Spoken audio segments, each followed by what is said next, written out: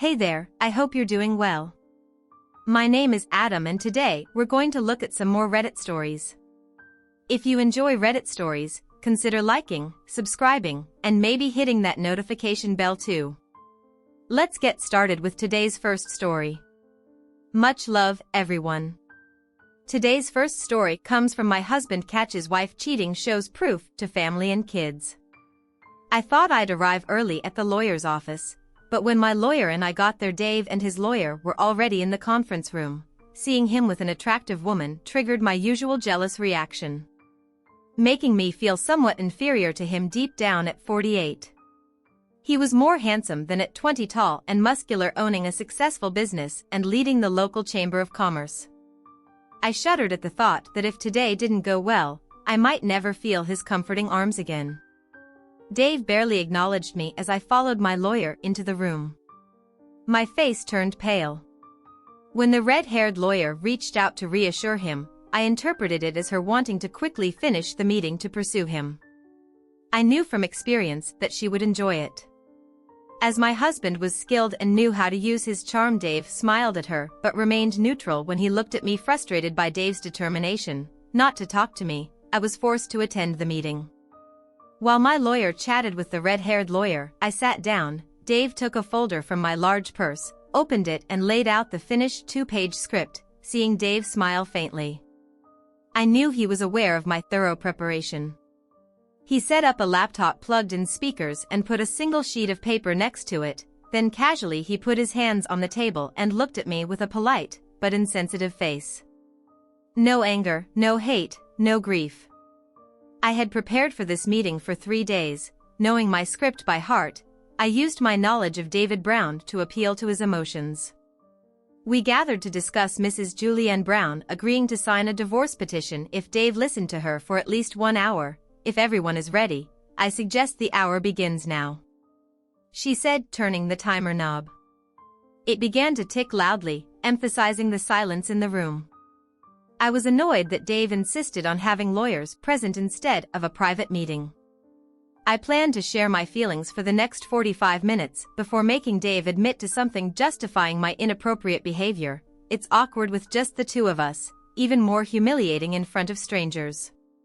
Well, no point in dwelling on the negatives. I had no choice.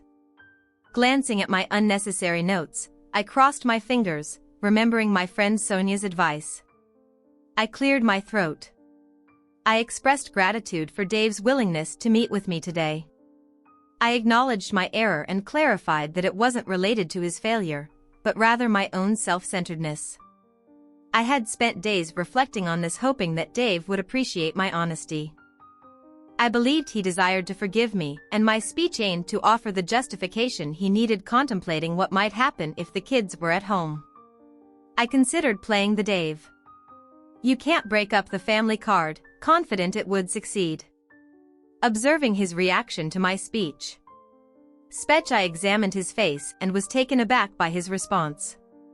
In the ensuing silence, Dave's expression remained neutral. He didn't even direct his gaze toward me methodically. He raised his pen and marked a check next to the first sentence in his notes. My first words almost completely confused me. I said exactly what he expected, shaking my confidence. In my arrogance, I forgot that not only had I come up with my argument based on 30 years of knowing him, but he had spent those 30 years. Looking back at me, I'm not ashamed to admit I was shocked. I emphasized the importance of sticking to the script, reiterating that the situation with Dave was a result of my own foolish and self-centered decisions. I conveyed the feelings of being lost without children, feeling aged, unattractive, and worthless. I explained that I met Jason while collaborating on a church committee, describing him as sophisticated and a skilled seducer who knew precisely which button to press, and when he began acting like a friend, listening to my problems after church meetings last year, when you were frequently away. But one day after a church meeting, Jason suggested going to a cafe, and unfortunately, I agreed. It all seemed innocent and he appeared as a good friend. So I didn't realize he was adept at breaking through a woman's defenses. Well, from coffee shops, we progressed to restaurants, where he complained about his wife. I know it's a cliché, but by then I trusted him. The restaurants became increasingly upscale, and the gifts he gave me became more enjoyable. Oh Dave, you can't imagine how nice it is when a guy 15 years younger than you tries to win you over, but you'd be proud because 4 months ago he asked me to sleep with him and I declined. I should have refused to meet him after that. When his intentions were clear, but by then I had become somewhat reliant on the effect his compliments and attention had on my ego and confidence. I fell silent and sniffled white, wiping my eyes with the finger I had previously rubbed on an onion piece in my pocket. It stung so much that I didn't dare rub my other eye. One teary eye should have been enough. I stopped, started again, faltered and hesitated. Oh honey, I'm so ashamed that I didn't break up with him. He took me to a restaurant and bought a 1300 bottle of Grange, even though he himself doesn't drink wine, instead of wasting it. I drank almost all of it. I'm pretty sure that's what he wanted. I was too nervous to resist him when we left the restaurant. He offered to take me home and I foolishly agreed. Once in the driveway he leaned over and kissed me, but I was too drunk to stop him. You know how I get after a couple of glasses of wine. Then he started touching my chest at this point. My logic was completely broken, and I remember just thinking that I should move him out of the driveway, so the neighbors wouldn't see us for the same reason. I opened the garage door and forced him to park inside. I cheated a little by admitting that even in the car I thought Jason might be staying a while, and I certainly didn't want the neighbors to see a strange car in the driveway the next morning, but it was all a calculated risk on my part. I knew enough about men in general to understand that being betrayed was a major blow to a man's ego, and I wanted Dave to ensure that no one else ever found out about it, well, except for 2 lawyers. If you're excited about this story, please let us know. If you enjoyed the video, please press A. If not, press B. Your feedback has inspired me to collect more uplifting and meaningful stories. Well, Jason got out of the car as the garage door was closing and started kissing me again. As I said, I had already drunk most of the bottle of Grange and was ripe for plucking. He grabbed my key and led me inside. I took him to one of the spare bedrooms, and I will be ashamed of this until the day I die. I let him do whatever he wanted with me. I'm so sorry, Dave. My only saving grace was that I was composed enough with him to get him to put on a safe after Jason came. I think we both fell asleep.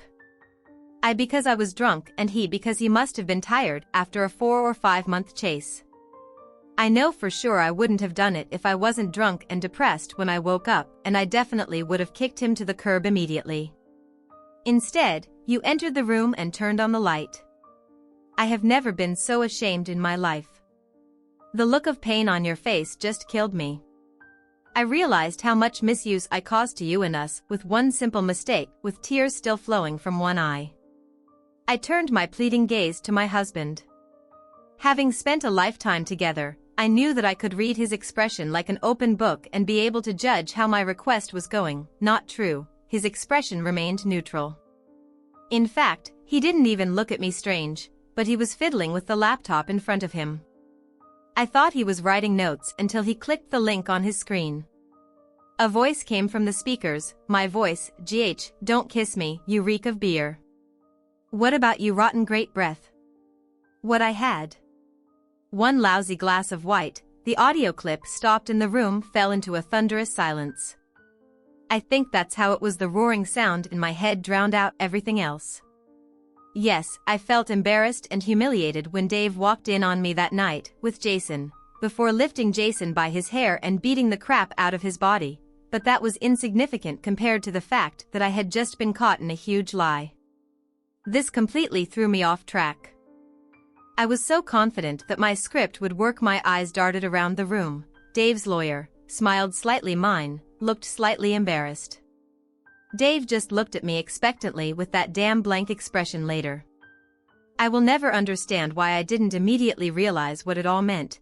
What the heck? Dave had an audio recording of my meeting with Jason that night being wound up. It never occurred to me to follow the logic of this. Why does he need a voice recorder?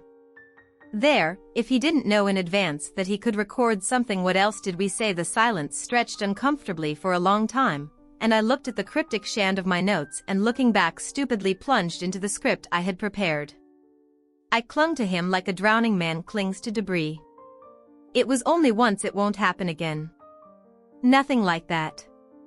Please believe me.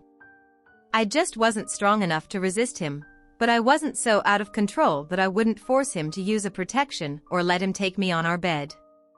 He wanted it, but I would never do that. No matter how drunk I was, we were in Megan's old room, right, Dave? Just looked at me.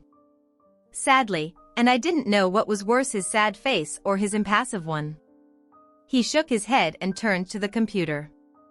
I felt rather than heard him double-click the icon, and I cringed until I just liked to watch how you lie in front of me full of desire. It is very hot, then, once it's finished, another double-click and Jason's voice. Again, when can we have time in bed again, in your clueless husband's bed?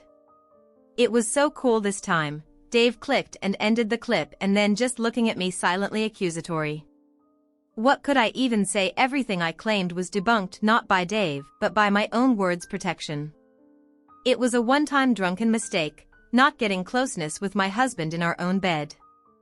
The whole thing crumbled as a lie. In just 30 words, stand, I'm speechless, though it was awkward. I looked at Dave for any clue. His neutral gaze revealed nothing.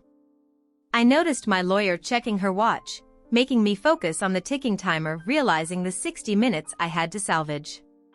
My marriage were slipping away, and I admit going terribly. I forced myself to suppress panic. Apologies for the lie, Dave, about it being the first time. I just didn't want to hurt you more than I already had. I thought if I could convince you. It was a one-time thing, and for the exact reason I stated, you wouldn't be so offended. I stumbled back into silence. Should I now admit I dated Jason several times a week for over 6 months? The trouble was, I didn't know what Dave knew. He had recorded conversations revealing the night. He found us wasn't the first or only night, but what else did he know? Hiding the recorder where I usually did with Jason hinted at suspicion at least one more time. I just didn't know. However, I knew that if I was caught telling one more lie, it would all be over. Well, Juliana, it's time to be vague, avoid details, and stick to the facts. The truth is that Jason did seduce me, and it took a while. He has a thing for older women. It's true that being pursued by a man almost my kid's age gave me an ego boost, I admit it. I was weak. I thought about saying I used the master bed only once the first time. It would be a lie, but put me in a better light, but not knowing how long Dave knew about my extramarital activities held me back. I decided to stay silent on this. However, I couldn't remain silent on everything, realizing I had limited time to rectify the situation. Unsure of the best course of action, I turned my attention to my notes. I discarded the initial points after being exposed and focused on words highlighted in capital letters. I conveyed that I never ceased to love and respect Dave, emphasizing that I gave him no less love than I always had. I explained that Jason was an additional dimension that didn't diminish anything from my love for Dave, but rather added an overflowing quality. If I could describe it that way. When I fell silent, Dave redirected his gaze to his laptop screen, furrowed his brow, and appeared momentarily confused. However, he eventually relaxed again, listening to the recording, a continuation of the earlier soundtrack. I understood that Dave's frown indicated he was searching for an icon on the screen before realizing it was one of the open files. It would be better if he didn't grasp it, and he evidently started over, going back to the beginning of the video. I revisited Jason's question about being closeness in our marital bed. Like the first time, I cringed, knowing my words once again condemned me with, I already told you never again. Not after the last time that night. Dave stepped out of the shower and inadvertently stepped on a large drop of white, for which I was grateful. Dave accepted my explanation about sneezing, attributing the drop to snot sinking lower into the seat. I anticipated the predictable words that would follow, although I initially felt smug when I uttered them. That feeling dissipated, distracting Dave by offering to clean his leg, and doing it nicely diverted his attention, commenting, You have to admit, doll, that your husband sometimes acts like an ignorant idiot. I found discussing how we successfully evaded detection, such as when he had to hide in the closet. When Dave came home early, insulting, yes, Dave is clueless. Initially, I found it sweet that he trusted me so much. Now he's just an ignorant fool. Sometimes I wonder if we could have time in bed right here while he's in the room. The mocking tone made me realize I was rehashing a awful point with these words and such a tone. I couldn't even convince myself I loved and respected my husband, let alone him again. Confusion set in before this meeting. I convinced myself I loved and respected Dave, but after what I did and said, how is that possible? Steeped in the ticking tense silence after the final nail in my coffin, Dave turned to look at me. I couldn't look him in the face, so I turned to his lawyer. Such contempt on her face made me shut any doubts that Dave was just another client to her. Vanished. I looked away from her and now looked at my lawyer. She too wasn't quick enough to hide her disdain here. I am fighting for my future, surrounded by people who think I'm something they stepped into at the dog park, and one of them should be on my side. My confidence dissipated, like dew in the midday sun, and my self-esteem quickly followed suit. Perhaps that's why I revisited my notes and chose to adopt an offensive stance.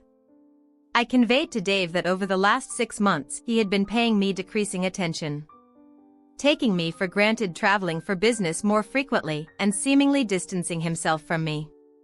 All of this occurred simultaneously with the children leaving home, leaving me feeling lost. I expressed how he was never there when I needed him, failing to reassure me about my age and attractiveness or provide comfort in times of need. Pausing, I noticed Dave's eyes returning to his screen, and I cringed as his fingers danced opening the selected file. It became apparent that Jason's words were from just after our second encounter that fateful night, shortly before Dave reached a breaking point. Jason spoke about our recent lack of bed life, expressing his desire for more frequent encounters. He mentioned a cancelled trip and how I had requested him to limit Dave's diet. Jason explained that he only had the opportunity that night, due to an urgent meeting Dave had to attend. He also expressed a wish for Dave to leave town more often. Well, I want more, retorted an irritated Jason, to which the clip was once again interrupted, ashamed. I lowered my eyes to the table, avoiding 3 judgmental glances, and recalled my emotional state during the last conversation. The truth was that the novelty of having a lover, even one as young and energetic as Jason, was beginning to wear on Jason, and my actions in betraying my husband had caused me to lose respect for Dave, and it was at least beginning to prick my conscience. Loss of respect more than anything else, I think, was the reason for my emotional distance from my husband, even as I prepared for this meeting, fully intending to blame him for pulling away from me. I realized that it was a lie to allow myself to continue to betray him. I emotionally divorced Dave. Cutting him off in bed was an easy decision, simply because Dave's lovemaking was so different from Jason's impatience that it was impossible to confuse the two. This reinforced to me that what I was doing was very, very wrong, so I began to reject my husband's advances. Well, he pressed for a while. Then he stopped. I suddenly realized that it should have been screaming for my attention months ago. Dave suddenly gave up his bed life around the same time. He began working longer hours and going away more often at the time. I thought he was also emotionally distancing himself from me. I closed my eyes, now completely confused about who was distancing himself from who, and then something clicked. Dave must have known for a long time. That's why he knew he had to hide the recorder in Megan's room. Crap. My entire approach to this meeting was to minimize my crime, heal Dave's wounded pride, eat some humble thing, all to get my life back and the future I so desperately wanted. I thought I was calming a recently wounded bull, but if I was right about him knowing at least 2 weeks before he discovered, nay confronted me, then he was a lot more cunning than I thought, and I was wasting my time calling to his emotions. Stand in short, I had no idea what to do. I'm much better when I plan than when I'm spontaneous, hence 2 pages of notes, but I had to do something. Time was running out. The ticking of the clock confirmed this in desperation. I took my notes and began to look for hope. The pounding in my head made absorbing the words a very slow process. Nothing jumped out. Then I realized that the recordings were a red herring, because the game had changed so much if Dave knew I was leaving for a while. What was his state of mind? He, of course, was offended by my betrayal, but most of all he was worried about my motivation. Wasn't I satisfied with the quantity and quality of his lovemaking? Do I find him boring and want to explore my kinky side? Did I love Jason? Was I really going to run away with him? I could correct these fears and doubts. I risked looking into those expressionless eyes, wondering if I should risk lying again, if only I could remember what else Jason and I talked about that fateful night. If only I could be sure that this was the only night David recorded. Of course, the sequence had to be suspect. Install recorders, resist. He could not be sure of this for long. He just wasn't a good actor. I desperately wanted to convince him of the truth. I still loved and respected him. My desperate desire that he would not abandon me proved this. It was far beyond my fear of losing my very comfortable lifestyle, but how do I convince him that I respect him after we've all heard me call him and goofy in front of my lover? What's the point of trying to justify denigrating him to my lover as a SPPY to my conscience and creating a common bond between Jason and me? Nothing that I could see the same applied to love for him. If I had caught him deceiving me, the wild horses would not have been able to draw the conclusion out of me that he still loved me. So convincing him that I love and respect him will take time. I won time by convincing him not to insist that I immediately signed the divorce papers, but how long does that damn timer keep ticking to convince him of this? One thing was for sure, my next few sentences were going to score points. Lots of points, summoning my courage. I directed my gaze across the table at Dave. I conveyed to him that I understood he perceived a loss of my love and respect, reassuring him that it was not the case. I affirmed my love for him and our life together. Expressing a sincere desire to spend the remainder of my days solely with him, I acknowledged the gravity of my actions, admitting that Jason was a distraction and that I didn't love him. Furthermore, I assured Dave that running away with Jason was never my intention. I admitted the wrongdoing of my actions, particularly in response to Jason's proposal to limit our closeness. Reflecting on the situation, I confessed that I didn't know why I went through with it, as especially after convincing myself that I was merely providing Jason with an excess that Dave couldn't handle. I highlighted that Jason lacked the stamina and experience that Dave possessed, and my actions were driven solely by lust and selfishness. Although the physical aspect brought a temporary satisfaction, it was devoid of any genuine emotion. I clarified that I didn't engage in the same perversions with Jason that I had denied Dave throughout the years. Time seemed to slow down me, mirroring the pace of those on the verge of pass away. The disintegration of my marriage unfolded in slow motion with everyone around me. Moving at a normal speed to my left, my lawyer expressed her disdain, tossing her pen on the table and turning to me. It was evident that in this moment I couldn't even pay someone to be on my side. Dave's lawyer leaned to the side to gain a better view of the laptop screen, revealing that Dave was not playing sound files, as I had assumed, but rather video clips. This realization intensified the gravity of the situation. Dave's wife grabbed his hand in a show of support, and though he wasn't looking at me, his reaction conveyed a profound hurt, as if the man meant to support him had betrayed him. I witnessed a fleeting expression of devastation on his face, and a single tear rolled down from the eye closest to me. I questioned whether he was truly suffering or if he had steeled himself by fixating on the screen. Amidst the chaos, a few irrelevant facts registered in my mind. The recording was made at least 3 weeks before the collision. Meaning Dave had been witnessing my betrayal for some time, enough to discern a pattern. Silence enveloped us, as the speakers played the heat that had once suffused the room, now transforming into a sense of dirtiness, sloppiness, and tastelessness. I focused on the table, and my lawyer laid out the divorce papers before me, helpless. I couldn't counter the vile behavior that Dave had uncovered with unparalleled ease. He dismantled all my rationalizations, minimizations, and feeble attempts at reconciliation. It was over. Dave, acting as an orchestra conductor, didn't utter a word today.